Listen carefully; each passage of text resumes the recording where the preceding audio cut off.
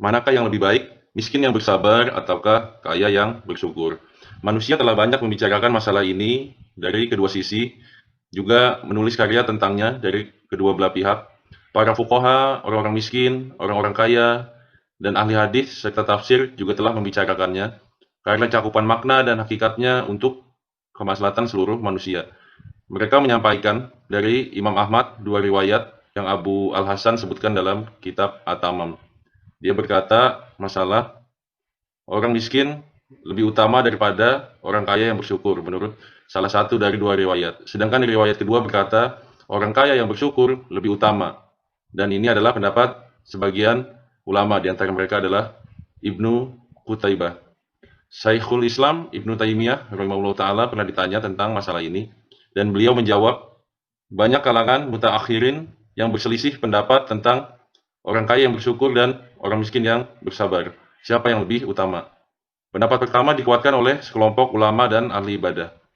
Kemudian pendapat kedua juga demikian. Dan disebutkan dari Imam Ahmad bahwa beliau memiliki dua riwayat dalam masalah ini. Pendapat pertama, orang kaya yang pandai bersyukur lebih utama. Sedangkan pendapat kedua, orang miskin yang selalu bersabar lebih utama. Ini merupakan khilafiyah di kalangan ulama. Kemudian di antara para ulama yang menyatakan bahwa orang miskin yang bersabar lebih utama beralasan orang miskin lebih cepat dihisab di akhirat nanti daripada orang kaya. Sedangkan ulama yang menyatakan bahwa orang kaya yang bersyukur lebih utama beralasan dari Nabi Shallallahu Alaihi Wasallam sendiri selalu meminta pada Allah agar diberi sifat ghina atau kaya merasa cukup dari apa yang ada di hadapan manusia.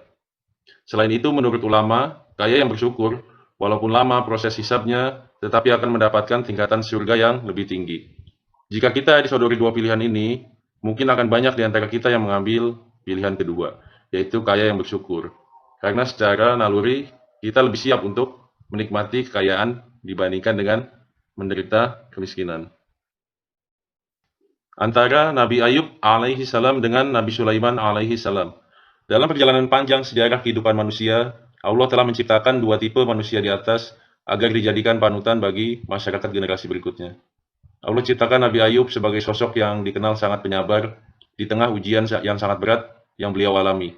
Terkadang ada orang yang diberi nikmat harta namun tidak memiliki nikmat sehat. Dia tidak bisa menikmati hartanya karena sakit-sakitan.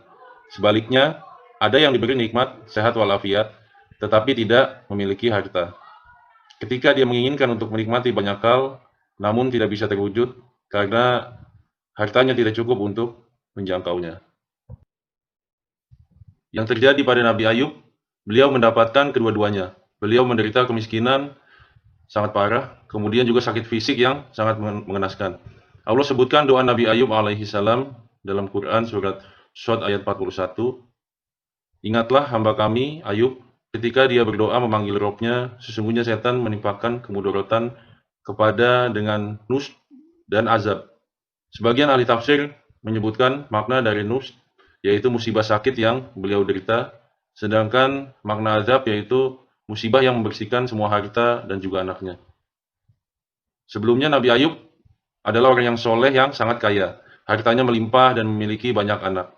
Allah mengujinya dengan membalik keadaannya. Hebatnya, datangnya semua ujian itu terjadi dalam waktu yang sangat singkat. Semua anaknya diambil berikut dengan hartanya, sanak kerabat juga menjauhinya, hingga beliau harus keliling dari satu sampah ke sampah lain untuk mendapatkan sesuap makanan.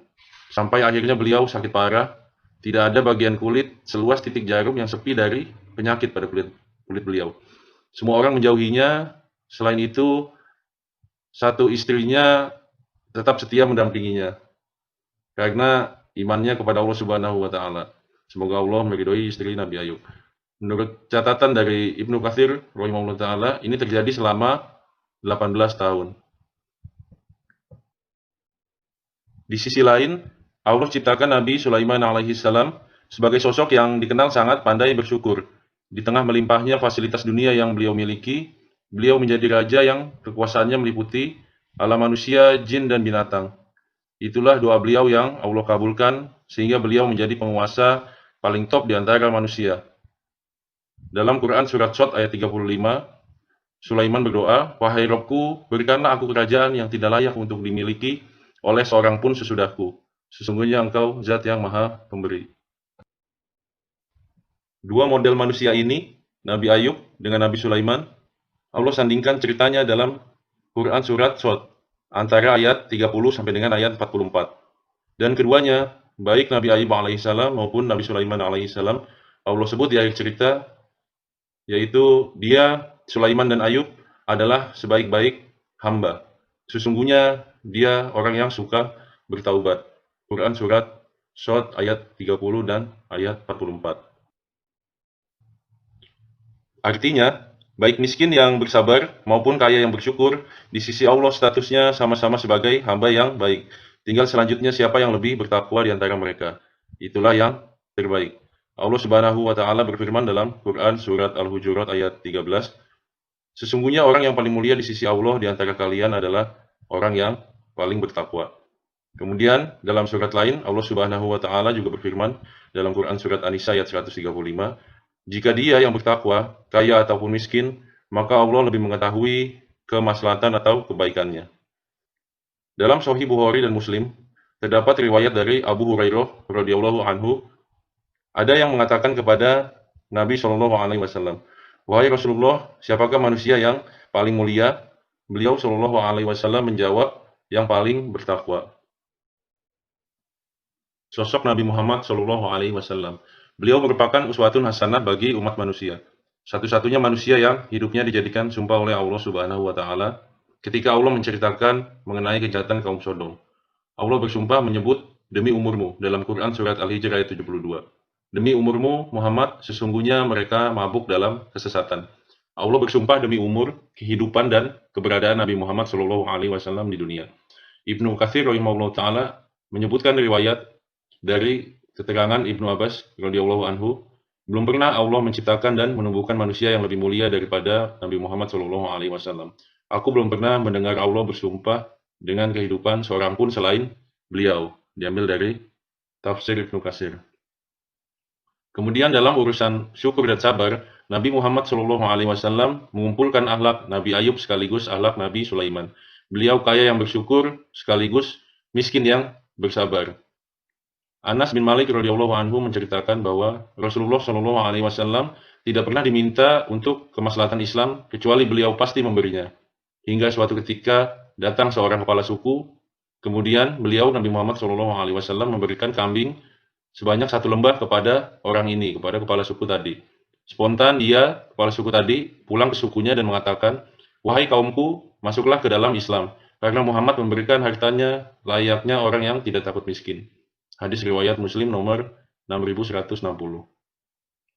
Dan hingga kini kita belum pernah menjumpai ada orang yang mendermakan harta kambing 1 lembah. Beliau juga pernah memotong 100 ekor unta. Jika 1 unta seharga 12 juta, berarti kurban beliau senilai kurang lebih 1,2 miliar. Itu kurban perorangan, bukan perusahaan. Selanjutnya di sisi lain, beliau juga, Nabi Muhammad SAW, juga pernah mengganjal perutnya dengan batu karena tidak memiliki makanan. Beliau dan para istrinya tidak pernah kenyang selama 3 hari berturut-turut. Sebagaimana Aisyah radhiyallahu anha menjadi saksi sejarah dalam kehidupan di keluarga Nabi Muhammad SAW. Tidak pernah keluarga Muhammad SAW kenyang dengan makanan dari gandum halus selama 3 hari berturut-turut. Sejak beliau tiba di Madinah hingga beliau diwafatkan. Hadis riwayat Bukhari nomor 5416 dan juga Muslim nomor 7633. Kita yakin kondisi semacam ini tidak pernah kita jumpai di dalam keluarga kita. Kita tidak pernah sampai berpikir dan bingung, adakah makanan esok pagi. Siapapun orangnya, dia tidak akan bisa memilih dan memaksakan diri untuk menjadi miskin yang bersabar atau juga kaya yang bersyukur. Anda yang berada dalam kondisi miskin tidak bisa memaksa Sang Pencipta untuk menjadikan Anda kaya. Demikian pula sebaliknya, Anda yang dalam kondisi kecukupan, kaya, tidak bisa memaksa Sang Pencipta untuk mengubah Anda agar bisa menjadi miskin. Itu berarti yang seharusnya dominan di pikiran orang kaya bukan bagaimana ia bisa menjadi miskin, namun yang seharusnya ada di pikiran orang kaya adalah bagaimana bisa memaksimalkan syukur kepada Allah Subhanahu wa taala. Karena itulah yang menjadi tugasnya.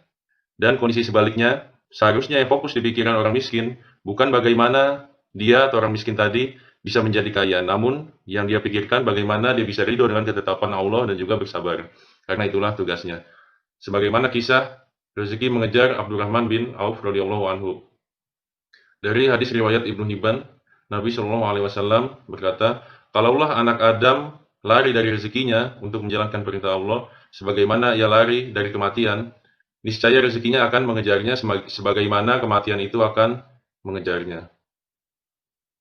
Kemudian ada juga kisah lain Abdurrahman bin Auf, kita tahu sahabat yang kaya raya dan berlimpah harta. Dia selalu gagal untuk menjadi orang miskin.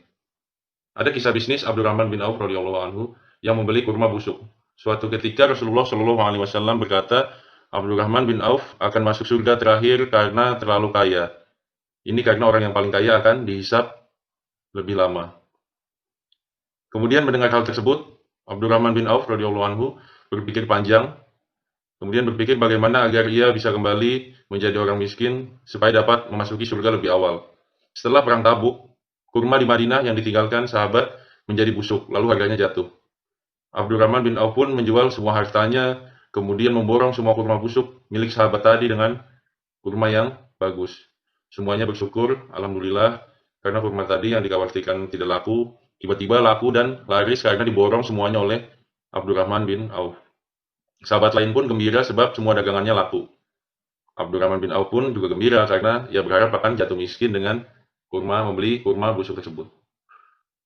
Masya Allah, ternyata Abdurrahman bin Auf radhiyallahu anhu merasa sangat lega sebab tahu bakal masuk surga dulu karena sudah jatuh miskin saat ini. Namun Allah berkehendak lain dan rencana Allah itu memang yang terbaik.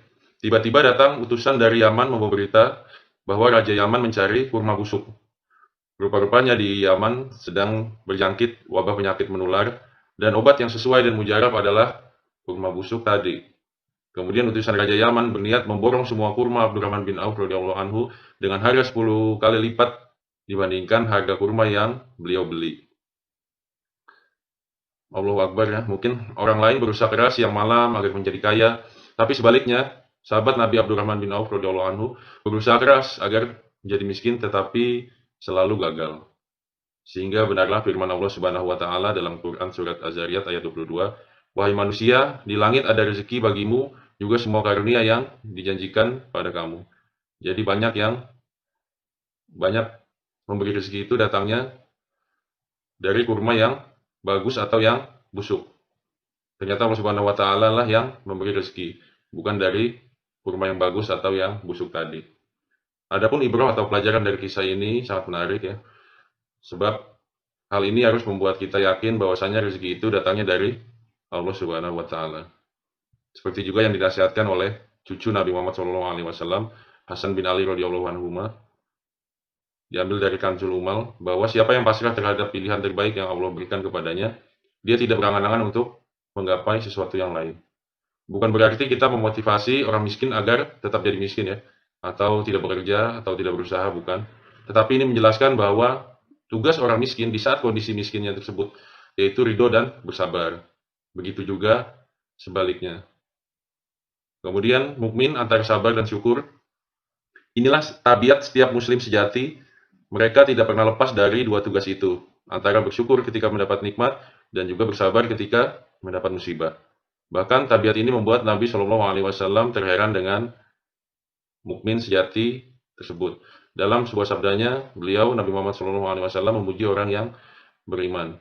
Sungguh mengherankan kondisi orang yang beriman. Semua urusannya baik. Itu tidak dimiliki kecuali oleh orang yang beriman. Ketika dia mendapatkan kenikmatan, dia bersyukur. Dan itu baik baginya.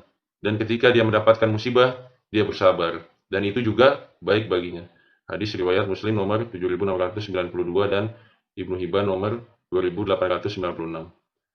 Sehingga kesimpulannya baik yang kaya dengan syukurnya ataupun miskin dengan sabarnya hendaklah lebih utama menjadi yang paling bertakwa.